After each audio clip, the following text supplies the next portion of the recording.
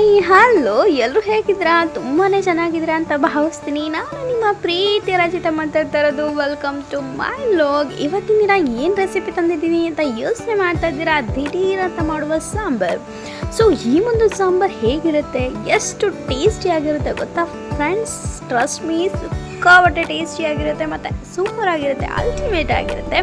ಈ ಒಂದು ಟೇಸ್ಟ್ಗೆ ಸರಿ ಸಾಟಿನೇ ಇಲ್ಲ ಅಂತಲೇ ಹೇಳಬಹುದು. ಸೊ ಮತ್ತೆ ಆಗ್ತದಲ್ವಾ, ಈ ಒಂದು ರೆಸಿಪಿನ ನೋಡೋಣ. ಈ ಒಂದು ರೆಸಿಪಿ ಹೋಟೆಲ್ ಸ್ಟೈಲಲ್ಲೇ ಇರುತ್ತೆ. 100% ಟೇಸ್ಟ್ ಕೊಡುತ್ತೆ. ದಿಢೀರಂತ ಮಾಡುವ 10 ನಿಮಿಷದಲ್ಲಿ ಮಾಡುವಂಥ ಈ ಒಂದು ರೆಸಿಪಿನ ನೀವು ಕೂಡ ಟ್ರೈ ಮಾಡ್ತೀರಾ ಅಂತ ಅಂದ್ಕೊಂಡಿದ್ದೀನಿ. ಮತ್ತೆ ಆಗ್ತದಲ್ವಾ, ಬನ್ನಿ ಈ ರೆಸಿಪಿ ನೋಡೋಣ. ಓಕೆ, ನಾನಿಲ್ಲಿ ಸ್ವಲ್ಪ ಪ್ರಮಾಣದಷ್ಟು ತೊಗರಿಬೇಳೆನ ವಾಶ್ ಮಾಡಿಕೊಂಡು ಬೇಯಿಸ್ಕೊಂಡಿದ್ದೀನಿ. ಒಂದು 2-3 ಸಲ ವಿಷಲ್ನ ಕೂಗಿಸ್ಕೊಂಡಿದ್ದೀನಿ. ಅದಾದಮೇಲೆ ಇಲ್ಲಿ ಒಂದು ಪಾತ್ರೆ ತಗೊಳ್ಳಿ, ಸ್ವಲ್ಪ ಎಣ್ಣೆ, ಸಾಸಿವೆ, ಬೆಳ್ಳುಳ್ಳಿ, ಒಣಮೆಣಸಿನ್ಕಾಯನ್ನ ಹಾಕ್ಕೊಂಡು ಚೆನ್ನಾಗಿ ಫ್ರೈ ಮಾಡಿ.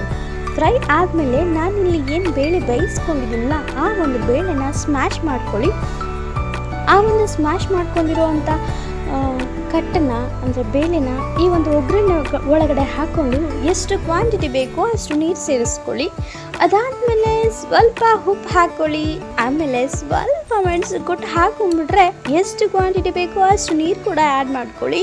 ಸೂಪರ್ ಟೇಸ್ಟಿಯಾಗಿರೋ ಅಲ್ಟಿಮೇಟ್ ಆಗಿರೋ ಆಸಮ್ ಆಗಿರುವಂಥ ಈ ಒಂದು ರೆಸಿಪಿ ರೆಡಿ ಆಗುತ್ತೆ. ಈ ಒಂದು ಸಾಂಬಾರು ರೆಡಿ ಆಗುತ್ತೆ. ಅನ್ನಕ್ಕೆ ಯಾರಿಗೆಲ್ಲ ದಿಢೀರಂತ ಮಾಡಿಕೊಡ್ಬೇಕು, ತುಂಬ ಟೇಸ್ಟಿಯಾಗಿರಬೇಕು, ಮತ್ತು ಯಾರಿಗೆಲ್ಲ ಕೆಮ್ಮಾಗಿರುತ್ತೆ, ಆಮೇಲೆ ಈ ಒಂದು ವೆದರ್ಗೆ ಸ್ವಲ್ಪ ಗಂಟಲೆಲ್ಲ ಕಿಚ್ಕಿಚ್ಚಾಗಿರುತ್ತಲ್ಲ, ಅವ್ರಿಗೆಲ್ಲ ಈ ಒಂದು ರೆಸಿಪಿ ಖಂಡಿತ ಯೂಸ್ಫುಲ್ ಆಗುತ್ತೆ. ಮತ್ತು ಬಾಣ್ತಿಯವ್ರಿಗೆ ಕೂಡ ಇದೇ ರೀತಿನ ಬೇಳೆ ಕಟ್ಟನ್ನ ಕೊಡ್ತಾರೆ. ಸೊ ಬೇಳೆ ಕಟ್ಟು ಅಂದರೆ ಈ ಥರ ಬೇಳೆನ ಬೇಯಿಸ್ಬಿಟ್ಟು ಚೆನ್ನಾಗಿ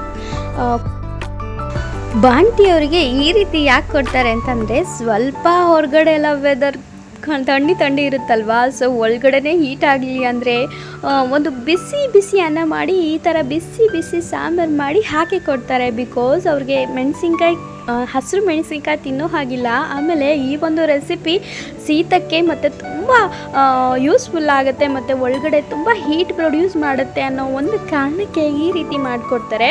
ಇದಾದಮೇಲೆ ಈ ಒಂದು ವೆದರ್ಗೋಸ್ಕರನೂ ನಾವು ಈ ರೀತಿ ಮಾಡಿಕೊಂಡು ಸಿಕ್ಕಾಪಟ್ಟೆ ಟೇಸ್ಟಿಯಾಗಿ ತಿನ್ಬಹುದು. ಇದು ಎಷ್ಟು ಚೆನ್ನಾಗಿರುತ್ತೆ ಅಂತ ಹೇಳ್ತೀರಾ? 100% ಸಿಕ್ಕಾಪಟ್ಟೆ ಟೇಸ್ಟಿಯಾಗಿರುತ್ತೆ. ಟ್ರಸ್ಟ್ ಮೀ, ನೀವು ಒಂದ್ಸಲ ಮಾಡ್ಕೊತೀನಿ, ನೀವು ಖಂಡಿತ ಮತ್ತೆ ಮಾಡ್ಕೊಂಡು ತಿಂತೀರಾ. ಅಷ್ಟು ಟೇಸ್ಟಿಯಾಗಿ, ಅಷ್ಟು ಯೂಸ್ಫುಲ್ ಆಗಿದೆ ಅಂತ ಅನ್ಕೋತೀನಿ. ಈ ವಿಡಿಯೋ ಯಾರೆಲ್ಲ ಈ ರೆಸಿಪಿ ಟ್ರೈ ಮಾಡಿದ್ದೀರಾ ಅಂತ ಖಂಡಿತ ನನಗೆ ಕಮೆಂಟ್ ಮೂಲಕ ತಿಳಿಸಿ, ಆಯಿತಾ? ಈ ಒಂದು ರೆಸಿಪಿ ನೋಡೋದಕ್ಕೆ ಮಾತ್ರ ಅಲ್ಲ, ಸೂಪರ್ ಟೇಸ್ಟಿಯಾಗಿರುತ್ತೆ ಮತ್ತು ಅಲ್ಟಿಮೇಟ್ ಆಗಿರುತ್ತೆ. ದಿಢೀರ್ ಅಂತ ಮಾಡ್ಬೋದು ಕಣ್ರಿ. ಸೊ ಮತ್ತೆ ಆಗ್ತಾಡಲ್ವಾ? Thank you so much for watching. Bye by.